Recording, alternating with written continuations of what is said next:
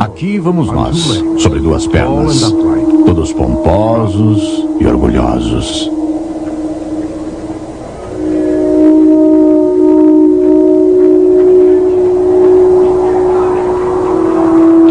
Será que simplesmente subimos do escuro do passado e atingimos a brilhante conscientização da luz do dia? Será que essas foram as nossas mães que nos deram a vida que tanto desfrutamos?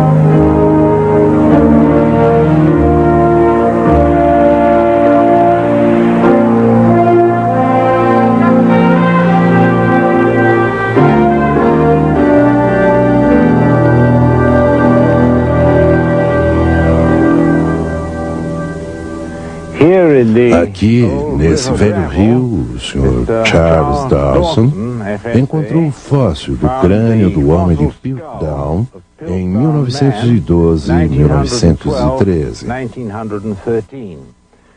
Ora, o homem sempre se interessou em saber de onde veio. O homem moderno é como o homem ancestral nesse respeito.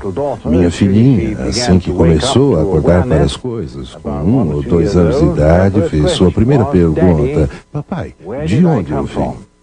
Como você responderia a uma dessas? Ora, os materialistas e os biólogos dizem que o homem se desenvolveu por evolução dos animais. E seus esforços agora são para encontrar esses elos perdidos entre os animais e o homem. Hoje já não se fala tanto em elos perdidos, fala-se a respeito de ancestrais comuns. Há necessidade de encontrar evidências, é claro, para a prova e a fortificação da teoria da evolução. E quando nenhuma evidência foi encontrada, alguns cientistas, por humor, quem sabe, deram um jeitinho e inventaram as evidências. E aqui vemos como eles inventaram a evidência do estágio intermediário entre o homem e os macacos no crânio de Piltdown. O crânio de Piltdown é de um homem e a mandíbula foi preparada como a de um macaco. Então ela serviu por 35 anos como tal estágio intermediário, até que foi descoberto pelo pessoal que trabalha no Museu Britânico que o que havia era uma mandíbula de macaco acoplada a um crânio humano, e que foi uma brincadeira proposital deliberada. Há outros casos do mesmo tipo, como o homem de Nebraska. Nós hoje não queremos analisar essas falsas evidências, queremos ver as evidências, candidatas a serem realmente intermediárias entre o homem e os animais. Em todos os lugares do mundo, as pessoas estão tentando há anos encontrar evidências conclusivas para provar que o homem evoluiu do mundo animal. Primeiramente, as pessoas achavam que o homem Neandertal era um bom candidato para o elo perdido, mas hoje todos estão convencidos que o homem Neandertal foi totalmente humano. Um dos mais conhecidos candidatos de hoje é encontrado na África.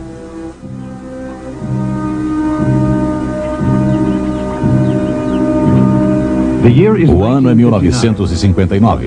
O lugar é a Garganta de Olduvai, na Tanzânia. Num tremendo calor, Lewis e Mary Lake finalmente acham o que estão procurando. Por 28 anos, eles escavaram fósseis nessa região e então encontraram os restos mortais do que chamaram de Australopithecus. Em 1974, um pouco mais ao norte da África, Donald Johansen encontra os ossos de outro Australopithecus e o chama de Lucy. Essas criaturas recebem o título de ancestrais do homem, principalmente porque seus dentes e mandíbulas, alguns acreditam, possuem semelhança aos dos humanos.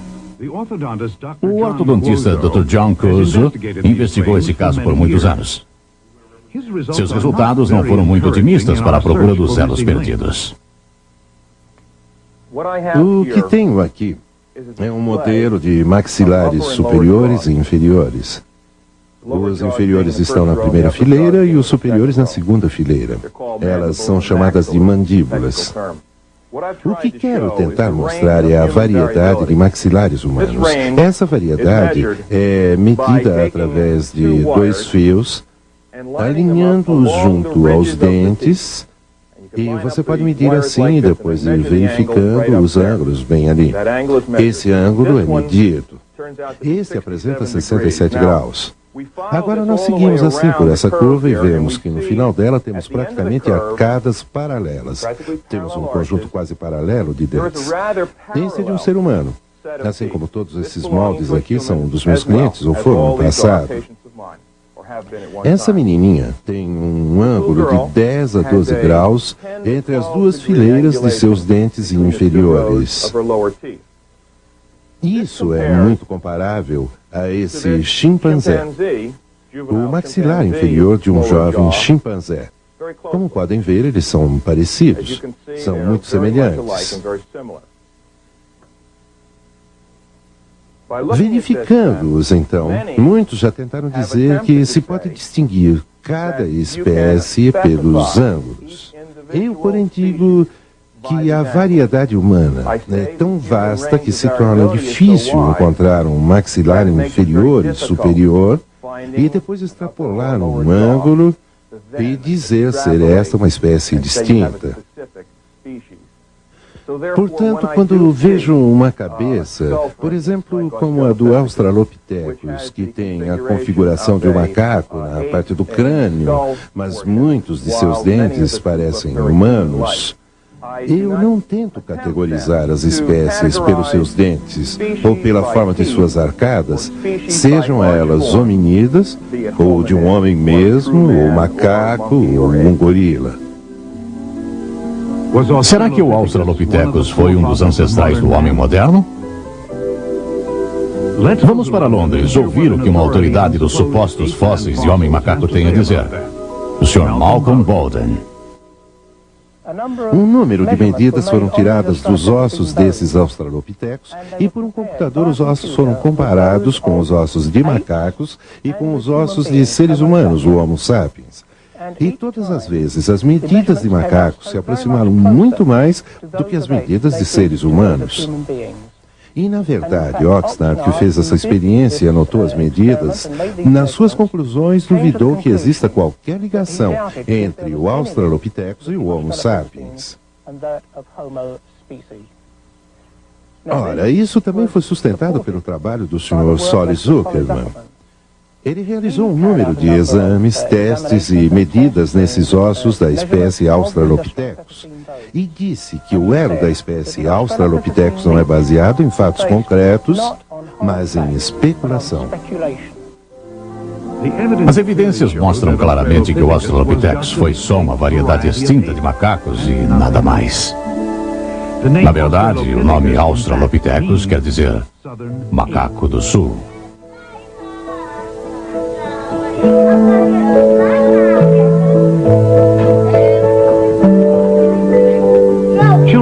As crianças brincam. A argila toma formas fantásticas. Com canetas e giz de cera, elas desenham e coloram coisas lindas. E ao se tornarem adultos, elas continuam ainda a desenhar e negociar contratos e projetos de casas lindas. Elas criam e constroem imensas cidades, nas quais vivem com milhares e milhares de vizinhos.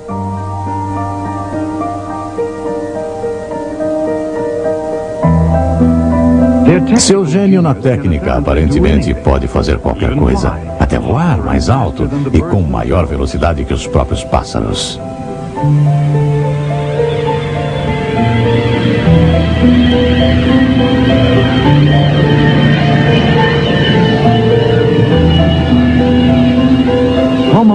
Homo sapiens, homem moderno. De onde será que ele veio? Além das descobertas do Australopithecus na África, na Tanzânia pelos Leakeys e na Etiópia pelo Johannesson, existem outros restos de espécies que já acreditaram ser um estágio intermediário entre o homem e o macaco, o Homo erectus. Alguns fósseis descobertos perto de Pequim entre 1920 e 1940 foram classificados como Pithecanthropo-pequineses, mas depois foi-lhes dado o nome de Homo erectus. O que encontraram foi 14 cabeças, especialmente fragmentos de cabeças. Só 5 estavam em pedaços suficientes para ser reconstruídas, para se descobrir a capacidade de seus cérebros. Essa foto mostra uma das cabeças mais completas. Essa é a de número 11, e aqui você pode ver a massa que foi usada entre os pedaços. Essa cabeça foi adicionada aqui com ossos do rosto a alguns centímetros de distância.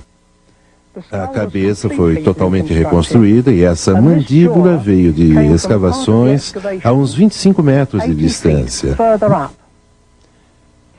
Nessa cabeça básica foi modelada a face de uma mulher e a chamaram de Nellie.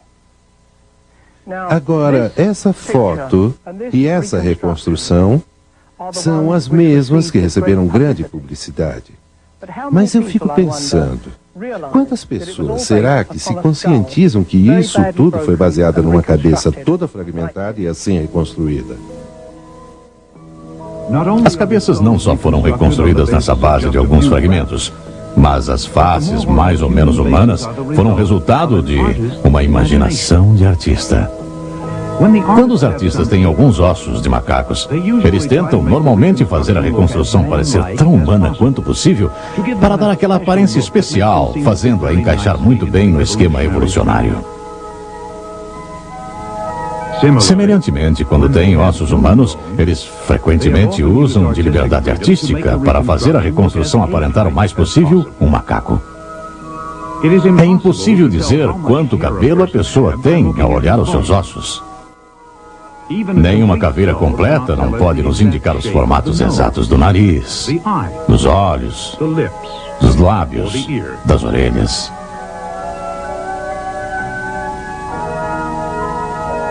Além dos fragmentos dos aparentes macacos encontrados perto de Pequim, na China, pesquisadores também encontraram restos do homem moderno e de fogo. O que isso significa sobre o homem de Pequim? O fogo, o quartzo e os ossos todos indicam que seres humanos habitavam aquele local de Pequim. E quando esses homens saíam para caçar na mata para encontrar carne, matavam antílope e rena e o que mais houvesse e traziam isso de volta à caverna pela carne. Cortavam a carne e jogavam o resto no fogo. E se pegassem um macaco? A carne do macaco é carne dura para comer. Então eles tiravam fora a cabeça, amassavam o crânio para pegar os miolos, que eram considerados como uma guloseima, e jogavam os fragmentos do crânio no fogo, misturados com os outros ossos de animais, que é onde foram achados. E quem sabe, umas centenas de anos mais tarde, os peritos apareceram e acharam esses ossos de símios e ajuntaram-nos numa reconstituição e afirmaram que tinham encontrado outro elo perdido. O homem de Pequim. Que pena. As feições lindas são apenas as de um símio extinto. Vamos examinar umas outras tentativas de encontrar ligações entre o homem e o macaco. Os cientistas em Oklahoma observaram o Osho, um chimpanzé, pelos meios modernos de televisão durante mais de 10 anos. Parecia ser possível ensinar ao Osho a linguagem da mímica. Usando suas mãos ou sua cabeça, Ela pode dizer a seus observadores que ela quer um morango ou uma maçã, que ela tem sede e muitas outras coisas. Como resultado, algumas pessoas tiraram a conclusão de ser essa uma indicação de que os símios têm capacidade de fala e que só lhes faltam os músculos da garganta. Ora, é fato conhecido que se pode ensinar a animais um certo modelo de comportamento. Veja esse cão pastor, por exemplo. Ouvindo os assovios de seu dono, ele dirige o rebanho para onde o pastor quer.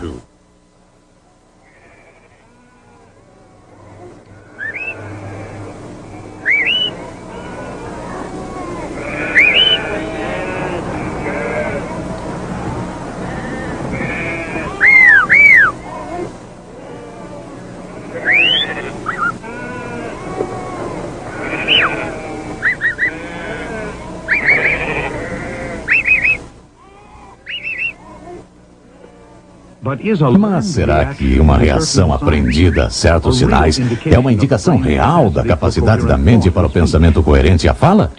Claro que não, definitivamente. O vão entre o homem e o animal é grande demais para ser atravessado.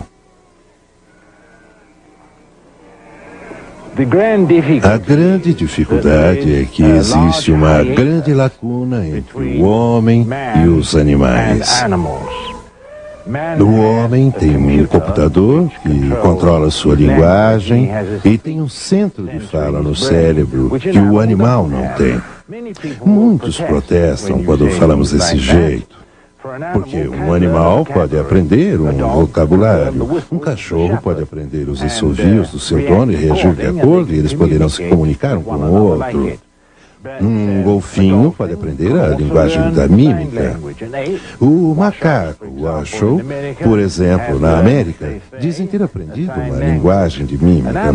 Um animal pode aprender um vocabulário, mas ele não aprende a língua gramatical. E essa é a grande dificuldade, pois fazer isso requer um computador muito complexo. E nenhum estágio intermediário foi encontrado para se encaixar entre um animal falante, que é o homem, e o animal que não fala. O vão é muito grande, mas hoje ainda estão procurando esses intermediários entre animais e o homem no meio científico.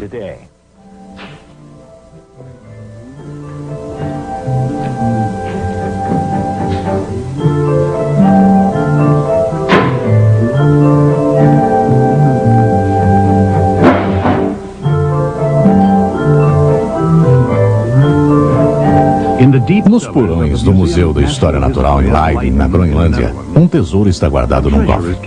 Ossos fossilizados encontrados por um holandês, Eugène Dubois. A história é assim.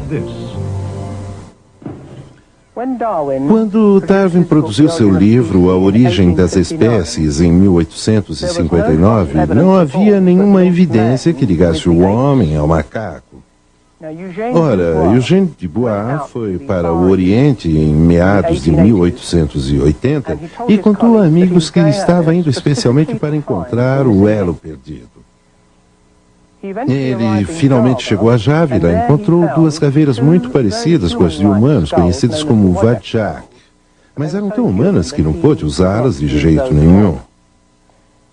Em 1891, ele encontrou um crânio e um ano depois, a 15 metros de distância, ele encontrou um osso de perna muito parecido com a de um ser humano.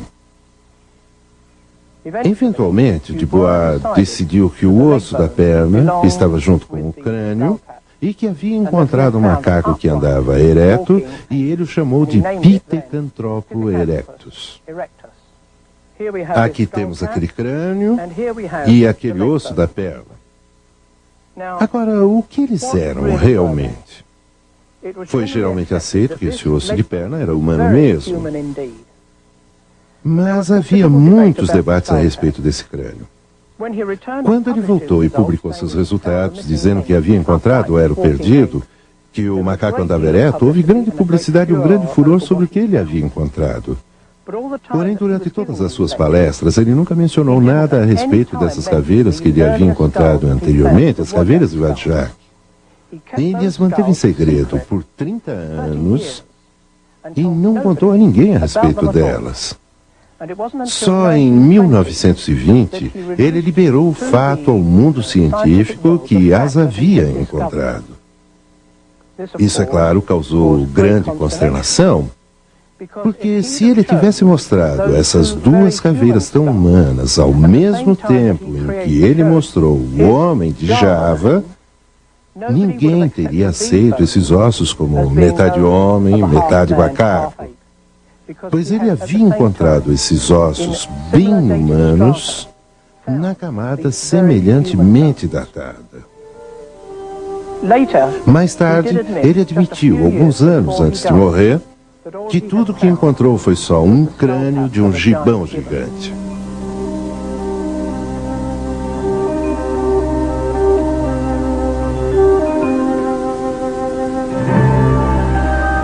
Alguns fragmentos de um extinto gibão gigante em Java, restos de um macaco do sul, Australopithecus, encontrado na África, como as descobertas dos Lakes e de Johansson, que chamou-se o etíope Australopithecus de Lucy. Todos numa mesa, essas e outras descobertas desse tipo são os resultados principais da procura dos elos perdidos do homem.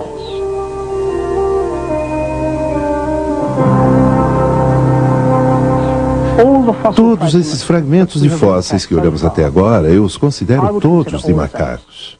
E isso inclui a espécie de Australopithecus, homem de Pequim, o homem de Java, que agora é classificado como Homo erectus, e as descobertas de Johansson, na Etiópia. Todos simplesmente macacos.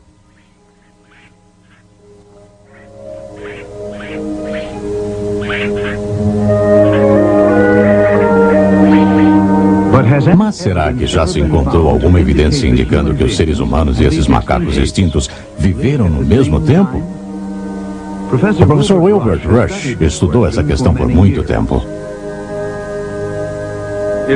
Parece que enquanto encontramos mais fósseis, pelo menos até agora, o que acontece é que o homem aparece consistentemente paralelo com todos os seus supostos ancestrais.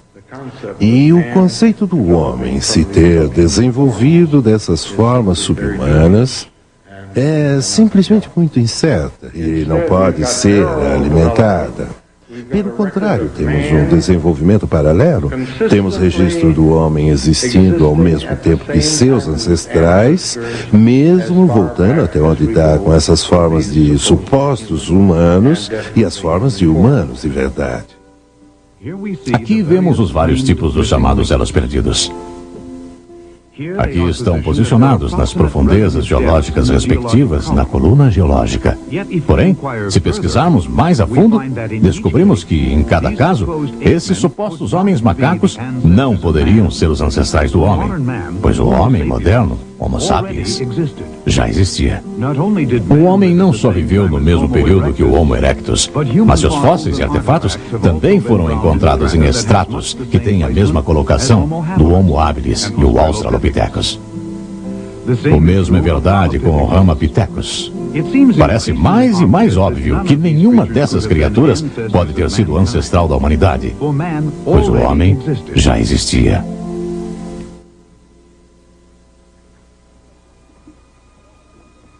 Nossas crianças são frequentemente ensinadas que existem evidências abundantes que o homem evoluiu de ancestrais como macacos.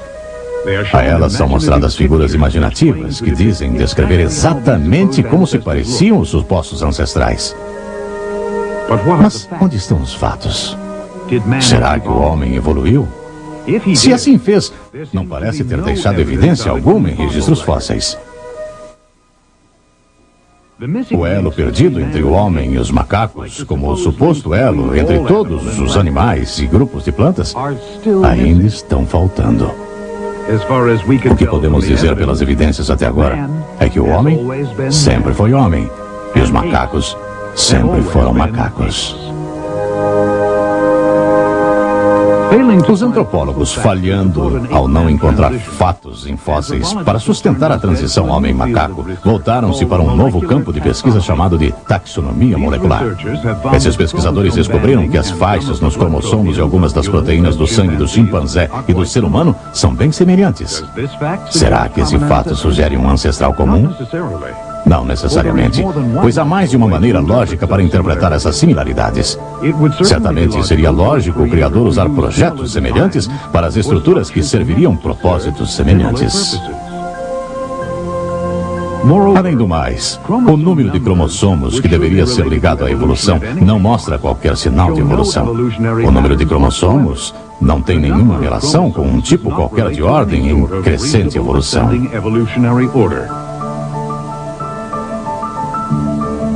Além disso, deve ser notado que as similaridades moleculares entre os macacos e os humanos têm sido frequentemente exageradas. Um exame molecular de até mesmo uma única gota de sangue revela muitas diferenças óbvias e claras.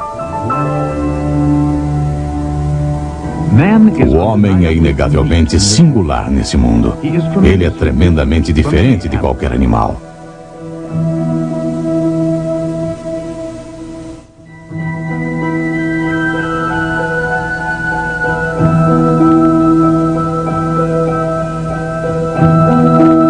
O Homo sapiens, homem moderno, criado como um ser perfeito, lentamente está se degradando rumo à escuridão. Mas sua singularidade ainda é clara. É clara especialmente no seu poder de criar.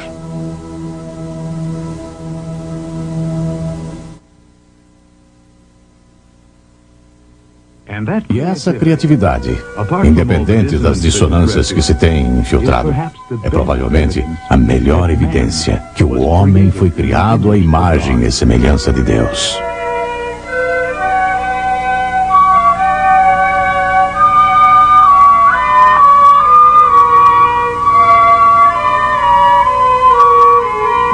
O homem e o macaco certamente aparentam-se em forma, mas não em parentesco.